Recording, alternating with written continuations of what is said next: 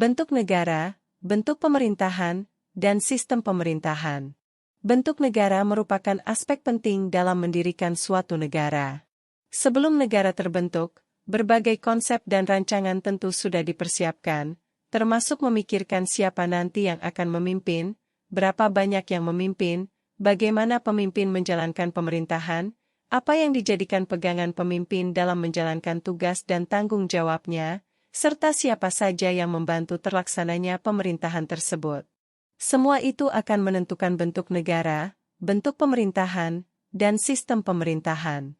Sebelum membahas lebih lanjut tentang bentuk negara, bentuk pemerintahan, dan sistem pemerintahan, terlebih dahulu kalian perlu memahami konsep negara yang dapat dimulai dari pengertian, tujuan, dan fungsi, serta unsur-unsur negara. Untuk mengeksplorasi pemahaman kalian, ikuti penjelasan berikut. Setelah kalian memahami konsep negara, selanjutnya mari memahami tentang bentuk negara, bentuk pemerintahan, dan sistem pemerintahan. 1. Bentuk negara. Secara umum terdapat dua bentuk negara yang digunakan di dunia, yakni negara kesatuan dan negara serikat. Berikut pembahasan bentuk-bentuk negara tersebut.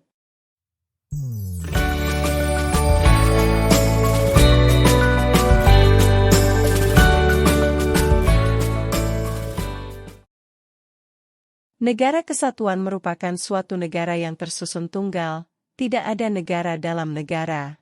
Kedaulatan sepenuhnya berada di tangan pusat. Dalam negara kesatuan, hanya ada satu kepala negara, satu undang-undang dasar, satu dewan menteri, dan satu parlemen. Meskipun terdapat banyak bagian dari sebuah negara, tetapi mereka tidak berdiri sendiri.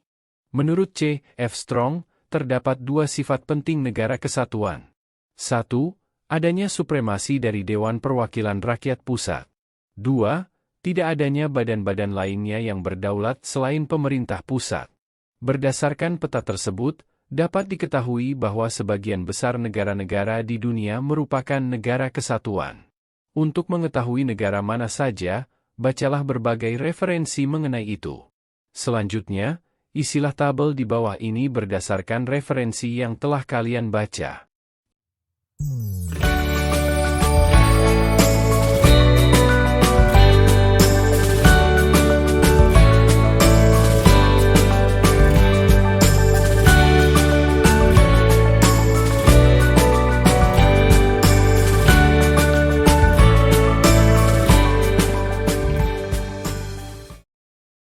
Indonesia adalah negara kesatuan yang sering disebut dengan Negara Kesatuan Republik Indonesia, NKRI. Hal ini secara tegas dinyatakan dalam Pasal 1 UUD NRI tahun 1945, negara Indonesia adalah negara kesatuan yang berbentuk republik. Bentuk negara kesatuan pada pasal tersebut diperkuat pasal-pasal lain, di antaranya Pasal 18 Ayat 1, Pasal 18B Ayat 2, Pasal 25A, dan Pasal 37 Ayat 5. Selain itu, Majelis Permusyawaratan Rakyat, MPR, sepakat untuk tidak mengubah tentang bentuk Negara Kesatuan Republik Indonesia. Kesepakatan ini didasari adanya pertimbangan bahwa negara kesatuan merupakan bentuk yang paling cocok untuk mewadahi sebuah bangsa majemuk dengan berbagai macam perbedaan suku, agama, bahasa, budaya, dan lainnya. Hal ini sesuai dengan pembukaan alinea keempat UUD NRI tahun 1945, melindungi segenap bangsa Indonesia dan seluruh tumpah darah Indonesia, Negara Kesatuan Republik Indonesia dalam penyelenggaraan pemerintahan menganut asas desentralisasi.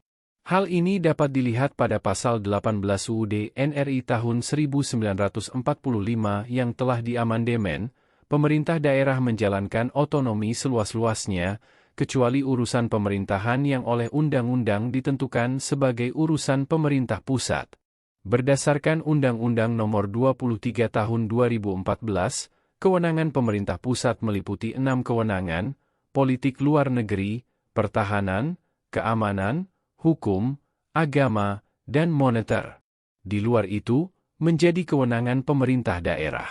Dalam melaksanakan tugas, pemerintah daerah berhak menetapkan peraturan daerah untuk menjalankan otonomi dan tugas pembantuan yang diatur dalam undang-undang. Pasal 18b ayat 2 UUD NRI tahun 1945 berbunyi, negara mengakui dan menghormati kesatuan-kesatuan masyarakat hukum adat beserta hak-hak tradisionalnya sepanjang masih hidup dan sesuai dengan perkembangan masyarakat dan prinsip Negara Kesatuan Republik Indonesia yang diatur dalam undang-undang. Artinya, negara menghormati keberadaan masyarakat adat beserta hak-hak tradisionalnya yang hingga kini masih berkembang dalam kehidupan masyarakat, asal tidak bertentangan dengan peraturan perundang-undangan. Sebab, bentuk penghormatan terhadap masyarakat hukum adat sejatinya adalah dalam rangka memperkuat Negara Kesatuan Republik Indonesia. Dilihat dari ciri-ciri negara kesatuan, Indonesia memiliki ciri khas yang berbeda dengan negara-negara lain. Untuk menguji wawasan kalian, kerjakan aktivitas berikut.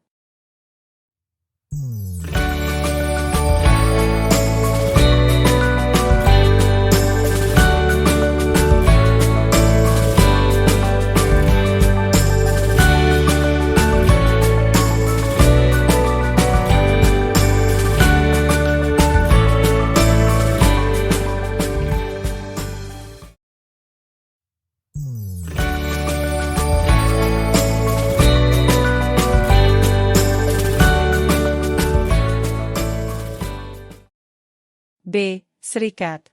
Negara serikat adalah suatu negara yang terdiri dari beberapa negara bagian yang awalnya berdiri sendiri, tetapi kemudian menggabungkan diri dalam satu federasi dan membentuk pemerintahan federal. Terdapat dua macam pemerintahan, yaitu pemerintahan federal dan pemerintahan negara bagian. Hal yang menjadi urusan pemerintahan federal menyangkut kepentingan bersama dari semua negara bagian, misalnya hubungan internasional, pertahanan, peradilan, mata uang, pos, dan komunikasi. Di luar urusan tersebut, menjadi kewenangan pemerintah negara bagian. Dari penjelasan tersebut dapat diketahui bahwa negara serikat memiliki ciri utama, yaitu kekuasaan pemerintah sejatinya berasal dari negara bagian yang sebagian urusan dilimpahkan ke negara federal. Untuk lebih mempertajam pemahaman kalian tentang bentuk-bentuk negara, kerjakan aktivitas berikut secara mandiri.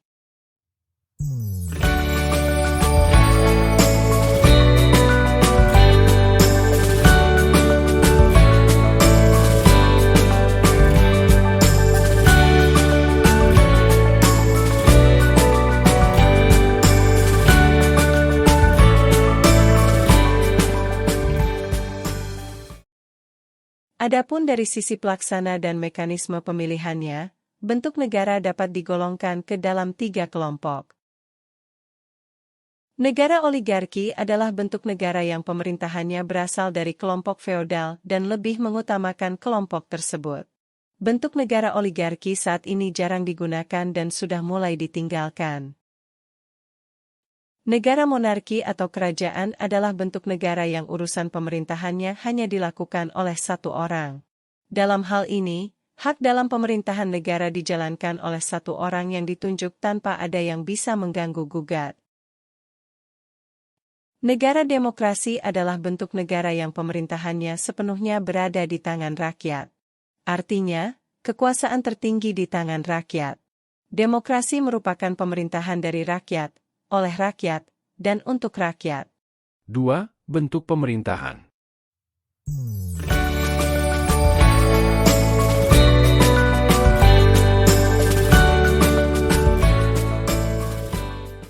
Tahukah kalian, apa saja bentuk pemerintahan yang dijalankan oleh negara-negara di dunia? Pada prinsipnya, sistem pendistribusian kekuasaan negara kepada segenap organ-organ negara menentukan bentuk pemerintahan. Jika sistem pendistribusian kekuasaan negara bersifat sentralistik, bentuk pemerintahannya adalah monarki. Jika sistem pendistribusian kekuasaan negara bersifat desentralistik, yakni sistem pemisahan kekuasaan atau pembagian kekuasaan, bentuk pemerintahan yang dihasilkan adalah republik.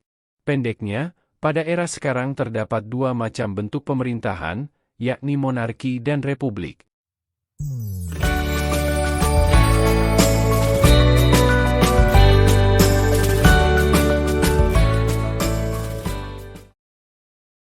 Istilah republik sebagai bentuk pemerintahan mulai dikenal pada zaman Romawi kuno.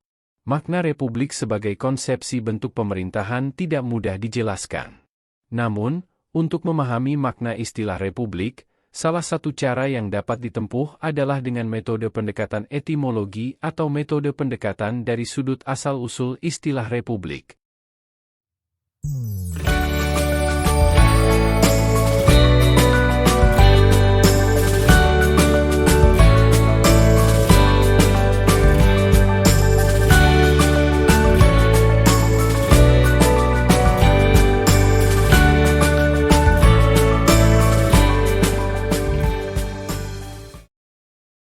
Sebagai suatu bentuk pemerintahan, republik mengandung pengertian sebagai penyelenggaraan pemerintahan atau negara yang dilaksanakan oleh dan untuk kepentingan umum. Menurut Bagirmanan, secara asasi paham republik, republikanis, mengandung makna pemerintahan yang diselenggarakan oleh dan untuk kepentingan umum, rakyat banyak. Karena itu, kepentingan umum menjadi pusat perhatian segenap aktivitas penyelenggaraan pemerintahan atau negara. Kepentingan umum atau kepentingan rakyat menjadi satu-satunya kepentingan yang harus dilayani dan diselenggarakan oleh segenap organ negara, penguasa. Semua organ negara republik bekerja dilandasi semangat untuk melayani kepentingan umum. Bentuk pemerintahan republik memiliki dua ciri pokok. Pertama, corak ketatanegaraan suatu negara yang berbentuk pemerintahan republik demokratis. Di sini, kekuasaan negara tidak terpusat di satu tangan atau satu lembaga, tetapi tersebar di berbagai organ negara.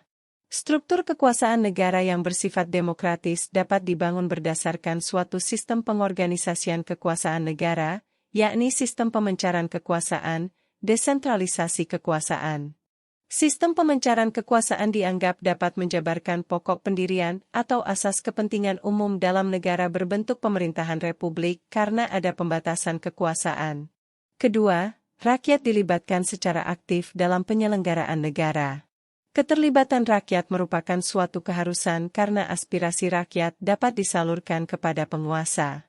Untuk itu, harus ada lembaga sebagai sarana untuk menyalurkan aspirasi rakyat, seperti lembaga referendum, partai politik, pemilihan umum, dan sebagainya.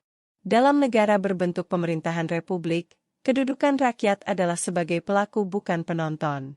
Ini dapat terjadi jika rakyat diposisikan sebagai subjek yang memiliki hak untuk berpartisipasi dalam kehidupan bernegara dan penyelenggaraan negara, bukan sebagai objek yang hanya memiliki kewajiban untuk patuh kepada penguasa.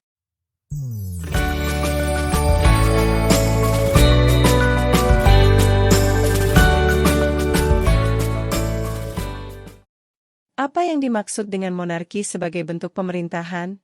Apa ciri-ciri bentuk pemerintahan monarki? Bagaimana cara yang ditempuh dalam mengorganisir kekuasaan negara dan menata struktur organisasi negara monarki? Untuk menjawab pertanyaan-pertanyaan di atas, lebih dahulu perlu memahami pengertian monarki. Secara etimologi, istilah monarki berasal dari kata monos yang berarti satu dan archein yang berarti memerintah. Secara harfiah, monarki dapat diartikan sebagai pemerintahan yang diselenggarakan oleh seorang penguasa. Monarki mengandung arti bahwa dalam menyelenggarakan pemerintahan, segenap kekuasaan negara dipusatkan di tangan penguasa sehingga kekuasaan penguasa bersifat mutlak. Doktrin yang melandasi kekuasaan raja yang bersifat mutlak adalah doktrin yang bersifat teokratis, yakni doktrin kedaulatan Tuhan. Raja yang bertahta dianggap sebagai wakil Tuhan. Adapun ciri-ciri bentuk pemerintahan monarki adalah sebagai berikut. 1. Monarki dalam penyelenggaraan negara dipimpin oleh satu orang penguasa, yakni raja. 2. Raja memegang kekuasaan secara terpusat dan bersifat mutlak karena dianggap sebagai wakil Tuhan. 3. Raja memperoleh hak untuk bertahta karena kehendak Tuhan. Menurut Franz Magnus Suseno, doktrin ketuhanan merupakan legitimasi kekuasaan raja yang bersifat teokratis. Lama-kelamaan, raja sebagai penguasa, Kepala negara dianggap identik atau sama dengan negara. Sebagai contoh, Raja Prancis, Louis ke-14, pernah menyatakan, "El État c'est moi," negara adalah saya. Seiring dengan perkembangan waktu, istilah monarki dianggap sama dengan pengertian kerajaan sehingga monarki dianggap sama dengan kerajaan. Perkembangan makna pengertian istilah monarki berlangsung secara bertahap. Joeniarto mengemukakan, lambat laun perkataan monarch menjadi kata sebutan untuk menunjukkan seorang yang memegang kekuasaan tunggal.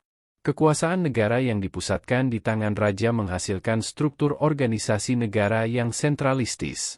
Sistem ini menghasilkan watak pemerintahan yang otokratis. Dalam monarki, pengisian pejabat-pejabat negara termasuk raja bersifat otokratis. Kepala negara ditetapkan oleh sekelompok orang. Maurice Duverger mengemukakan bahwa dalam sistem yang bersifat otokratis, pemilihan pejabat-pejabat negara dijauhkan dari rakyat karena pemerintah mengambil anggota-anggotanya dari lingkungan sendiri.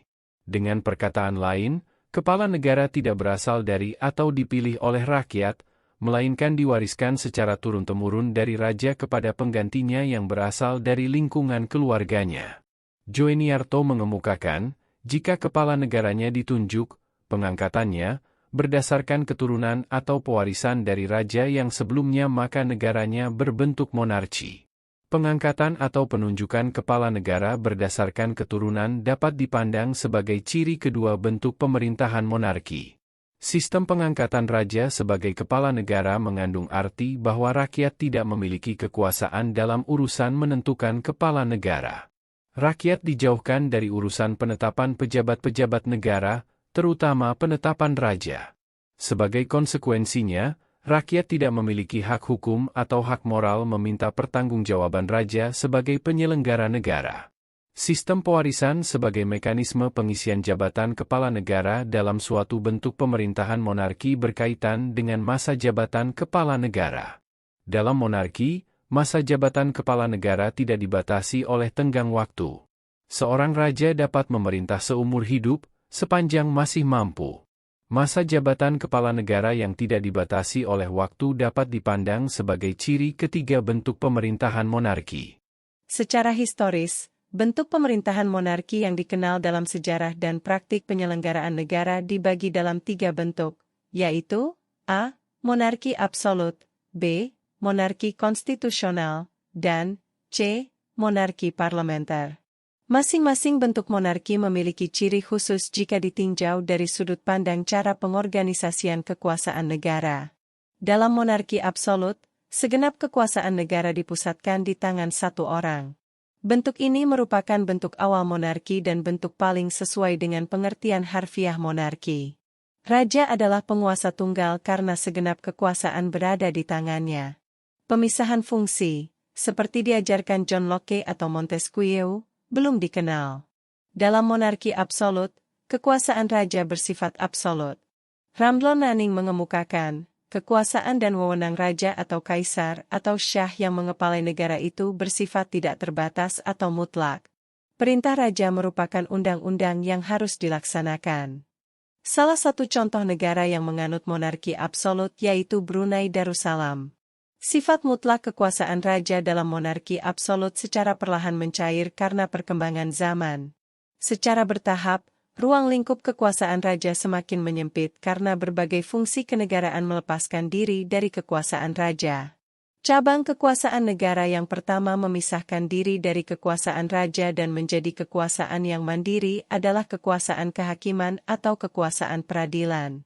Alasan pemisahan kekuasaan kehakiman, kekuasaan peradilan, dari tangan raja mudah dipahami. Urusan kehakiman, peradilan, berkaitan dengan urusan persengketaan, perselisihan. Persengketaan selalu berkaitan dengan peraturan, hukum. Untuk menyelesaikan sengketa, raja harus memiliki pengetahuan hukum. Namun, raja tidak selalu menguasai peraturan atau hukum. Oleh karena itu, raja menyerahkan urusan hukum kepada orang atau lembaga tertentu yang secara khusus menangani urusan persengketaan hukum. Lembaga yang bertugas menangani masalah hukum tersebut adalah lembaga peradilan. Cara terbaik untuk melindungi hak-hak politik rakyat adalah membatasi kekuasaan penguasa. Untuk itu, konstitusi perlu ada dalam suatu negara. Undang-undang dasar atau konstitusi memberikan jaminan terhadap hak-hak rakyat supaya penguasa mengakui dan menghormati serta tidak melanggar hak-hak politik rakyat dalam konstitusi. Pemikiran seperti ini melahirkan prinsip penyelenggaraan negara konstitusional. Dengan demikian, kekuasaan raja menjadi semakin terbatas karena dibatasi oleh undang-undang dasar atau konstitusi. Swedia adalah salah satu contoh negara monarki konstitusional. Dalam monarki konstitusional, raja masih memiliki kekuasaan dalam urusan penyelenggaraan negara, meskipun sudah ditentukan batas-batasnya dalam konstitusi atau undang-undang dasar. Bentuk pemerintahan monarki dengan kekuasaan raja yang dibatasi oleh konstitusi atau undang-undang dasar disebut monarki konstitusional. Bentuk monarki yang ketiga adalah monarki parlementer. Dalam monarki parlementer, raja tidak memegang kekuasaan. Kekuasaan raja diambil alih parlemen. Raja tidak memiliki kekuasaan politik sehingga raja tidak terlibat dalam penyelenggaraan negara. Raja adalah simbol persatuan bangsa dan negara. Kedudukan raja sebagai simbol persatuan tidak dapat diganggu-gugat. Di samping itu, raja tidak perlu bertanggung jawab kepada siapapun karena tidak ada kekuasaan yang harus dipertanggungjawabkan. Doktrin seperti ini didasari oleh asas The King Can Do No Wrong. Raja tidak dapat berbuat salah. Kekuasaan eksekutif yang semula di tangan raja beralih ke kabinet. Pada zaman sekarang, hampir dalam semua negara monarki parlementer, raja sama sekali tidak memiliki kekuasaan eksekutif. Arend Lichvaart, misalnya, mengemukakan komentar mengenai hal itu, di sejumlah monarki parlementer, seperti Inggris, Belgia, dan Swedia, pada praktiknya, raja tidak lagi menjalankan kekuasaan pemerintahan. Pemerintahan diserahkan kepada para menterinya yang bertanggung jawab kepada parlemen. Perhatikan gambar berikut. Gambar tersebut memperlihatkan Raja Malaysia bersama Ratu. Malaysia merupakan salah satu contoh negara monarki parlementer. Kabinet di Malaysia dipimpin oleh Perdana Menteri. Kewenangan kabinet adalah kewenangan eksekutif. Kabinet tunduk dan bertanggung jawab kepada parlemen baik secara perorangan maupun secara kolektif. Dalam monarki parlementer, kekuasaan politik di tangan parlemen. Parlemen memegang kekuasaan penuh karena berkedudukan sebagai pelaksana kedaulatan rakyat. Sebagai pemegang kekuasaan rakyat, parlemen mengangkat kabinet. Parlemen dapat memberhentikan, membubarkan, kabinet sewaktu-waktu. Kabinet tidak memiliki masa jabatan yang pasti atau masa jabatan tertentu, unviset executive system. Dalam monarki parlementer, parlemen memiliki kekuasaan sangat besar. Bahkan, konstitusi tidak dapat membatasi kekuasaan parlemen. Setelah mempelajari berbagai bentuk negara dan bentuk pemerintahan, silakan eksplorasi kemampuan kalian melalui aktivitas berikut.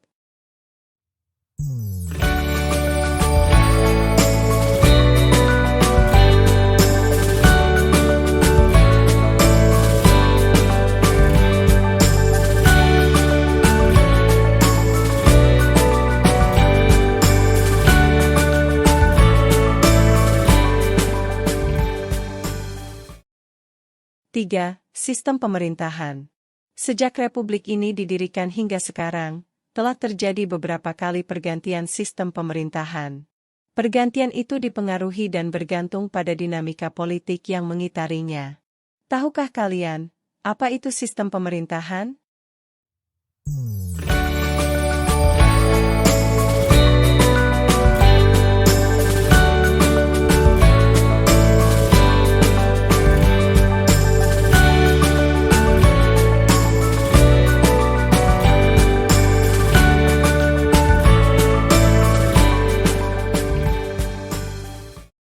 Sistem pemerintahan di dunia dapat dibagi ke dalam beberapa tipe dan karakter berikut.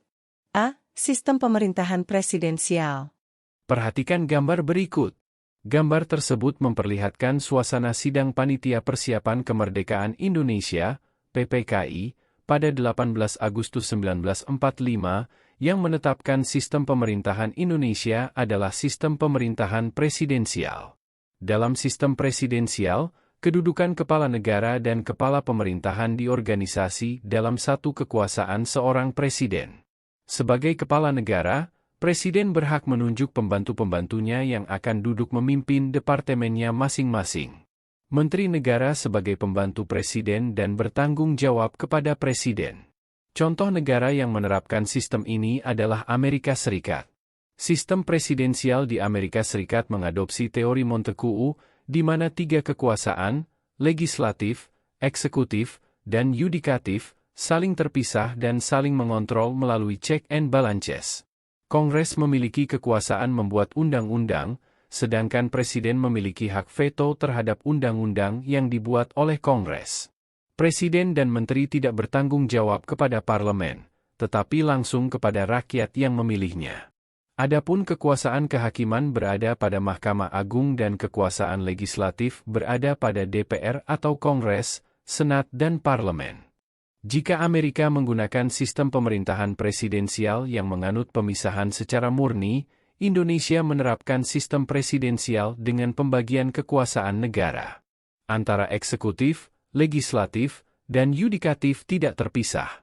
Dalam hal-hal tertentu, ketiganya memiliki keterkaitan atau hubungan kerja. Adapun ciri-ciri negara presidensial, antara lain,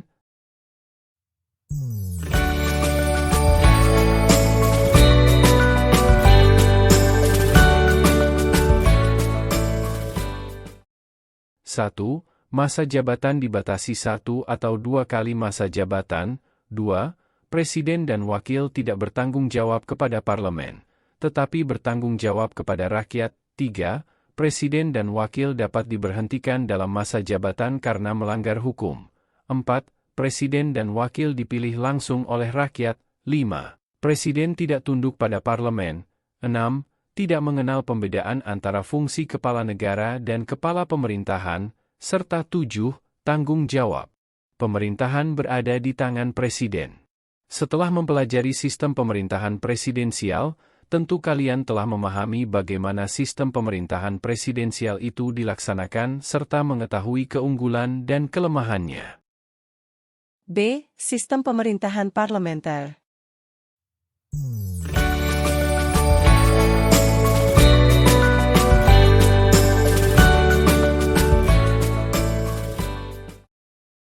Satu, dalam sistem parlementer, parlemen memegang peranan penting. Parlemen memiliki kewenangan untuk mengangkat Perdana Menteri dan dapat menjatuhkan pemerintah melalui mosi tidak percaya. Di dalam sistem ini, ada presiden dan Perdana Menteri. Presiden hanya sebagai simbol, sedangkan yang menjalankan tugas pemerintahan adalah Perdana Menteri. 2. Contoh negara yang menerapkan sistem parlementer adalah Inggris. Negara dengan sistem ini, seorang raja tidak dapat diganggu-gugat. Ketika terjadi perselisihan antara raja dan rakyat, menterilah yang menyelesaikan. Ciri-ciri sistem pemerintahan parlementer adalah sebagai berikut. A. Raja, ratu atau presiden sebagai kepala negara. B. Kepala negara tidak sekaligus sebagai kepala pemerintahan. Kepala pemerintahan adalah Perdana Menteri, sedangkan kepala negara hanya sebagai simbol. C. Eksekutif bertanggung jawab kepada legislatif. D. Dalam sistem 2 partai, partai pemenang pemilu membentuk kabinet sekaligus Perdana Menteri, sedangkan partai yang kalah menjadi pihak oposisi. E. Dalam sistem banyak partai, formatur kabinet membentuk kabinet secara koalisi karena kabinet harus mendapatkan kepercayaan parlemen. F. Apabila terjadi perselisihan antara kabinet dan parlemen, kepala negara yang menyelesaikannya. Jika kepala negara menganggap kabinet yang benar, kepala negara dapat membubarkan parlemen. Dengan demikian dapat dikatakan bahwa corak ketatanegaraan suatu negara dapat dilihat dari siapa yang berkuasa, ada tidaknya pembatasan masa jabatan, ada tidaknya keterlibatan rakyat dalam penyelenggaraan negara, ada tidaknya pemilu dalam proses pergantian pemerintahan, dan apakah rakyat sebagai pelaku atau hanya penonton. Setelah melaksanakan aktivitas bernalar kritis, tentunya kalian semakin memahami perbedaan sistem presidensial dengan parlementer. Jika belum dapat memahami sepenuhnya, kalian bisa bertanya kepada guru atau teman kalian yang lebih memahami.